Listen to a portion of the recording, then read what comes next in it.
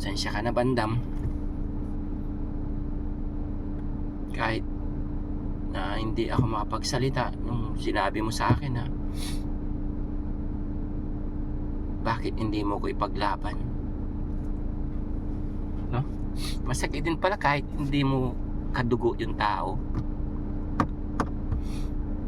Pag sinabihan ka ng ganong bagay, naalala mo yung mga pinagsamahan ninyo.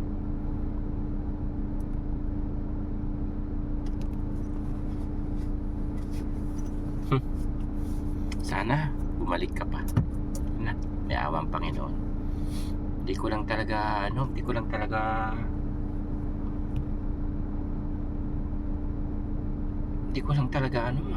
yung mga bagay na dati andito ka sa akin, tayo sa Maynila, sa Makati, sa Bangkal, kain tayo sa labas, punta tayo ng mall, diba? Kahit ganun si Bandam na special, nasaktan lang ako sa sinabi niya sa akin na bakit hindi mo ko ipagtanggol. Pagkaalis niya naisip ko yun eh, diba may karapatan si Bandam na walang silang magagawa kung ayaw niyang sumama. Nawala yung karapatan na yun para kay Bandam, kay Tatay Calixto, kasi sila hindi naman sila may matino sila eh, hindi sila maintindihan ko kung kagaya nila Junjun, dahil wala sila sa ganong maayos na pag-iisip. Pero kung kay Bandam, inborn na po kasi yun, mga kababayan. At lalong lalo na kay Tatay Calixto na ayaw niyang inalisan namin ng karapatan. Nagkulang din ang team, palagay ko,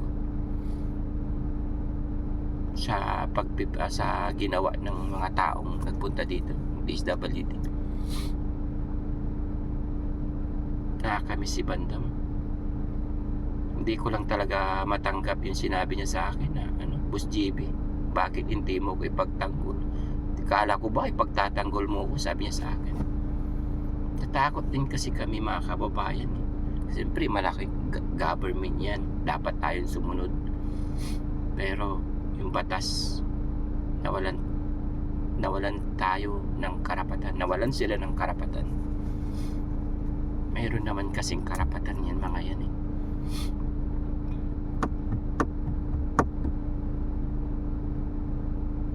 Na kahit ganun si Bandam, naalala ko ang lahat na bigla-bigla na lang nilang kinuha.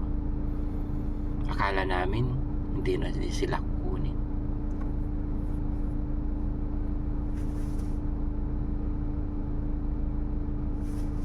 Basta Bandam, lagi ka mag-iingat dyan. May awang Panginoon. Kung talagang dito ka sa amin, dito ka pa rin.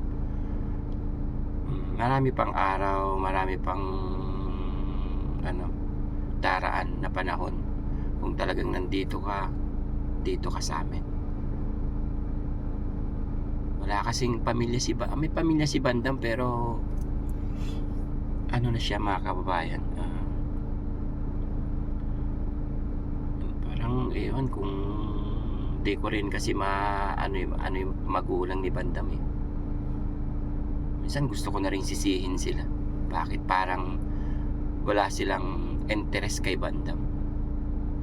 May mga ganun din bang mga magulang, wala kang interest sa iyong anak? Hindi maganda. Sana nagsalita ka man lang ng mga magulang ni Bandam na hindi sila pumapayag na kukunin sila. Wala eh.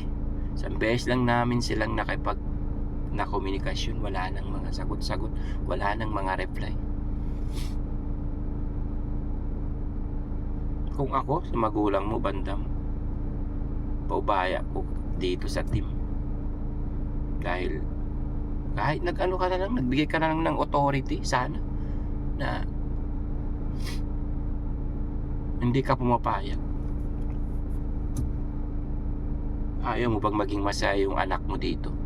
Di ka man lang sumasagot, di ka man lang nagbibigay ng komento, o magtumawag or mag-text or makipag-text, o kung wala kang mahirap man ang buhay ninyo, makitawag, di ba? Maraming paraan.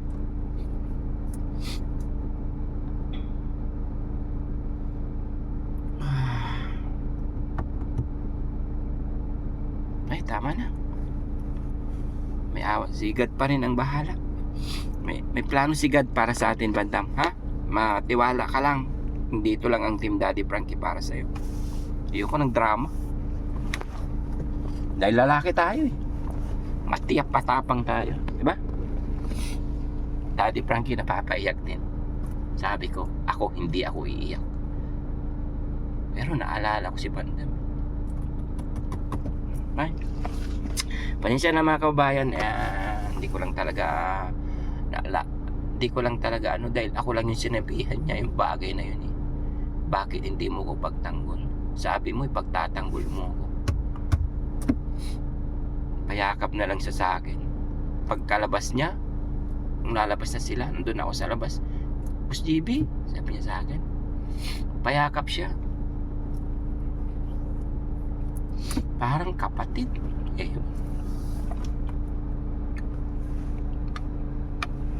Basta Bandam, love na love ka namin, ha?